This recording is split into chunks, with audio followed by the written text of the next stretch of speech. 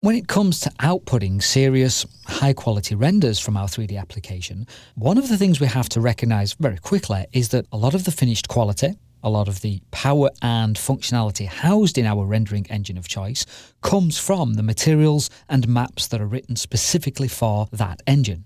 In fact, we can say without hesitation that all of today's high-quality render engines of both the biased and unbiased varieties would be nowhere near as appealing or convincing in their output if not for the engine-specific materials and maps they use. V-Ray is of course no exception in this regard. Now, if we come and open up 3ds Max's material editor, we use the icon up on the main toolbar. You can see we're working in the Slate material editor at this moment in time, so if you want to change the mode, if you are in compact, then this is how you do that. And if we just come into the search by name field and type V-Ray, you can see we get access to all of the V-Ray specific materials and maps that are a part of our V-Ray 2.0 install.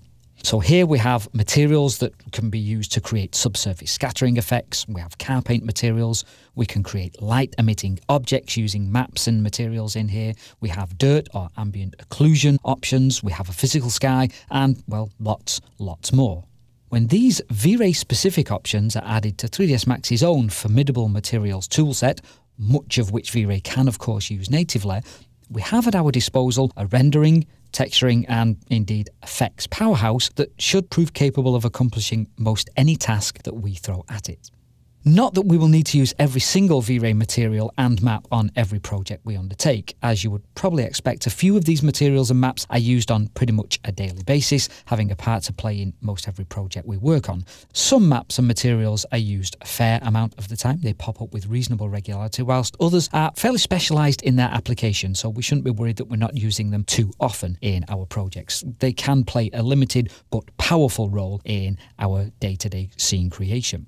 In this 5th chapter, we are going to focus on just one of these materials, the V-Ray material, as it quite literally is the Swiss Army knife of material work in V-Ray, and so will probably be the material we use to recreate the majority of our surface types. Over the next few videos, we will walk you through the major controls of the V-Ray material. We will demonstrate how they are used to create not only surface properties for a number of different object types, but also how the various properties combine to create complex and realistic surface materials that can genuinely enhance the quality of our final output.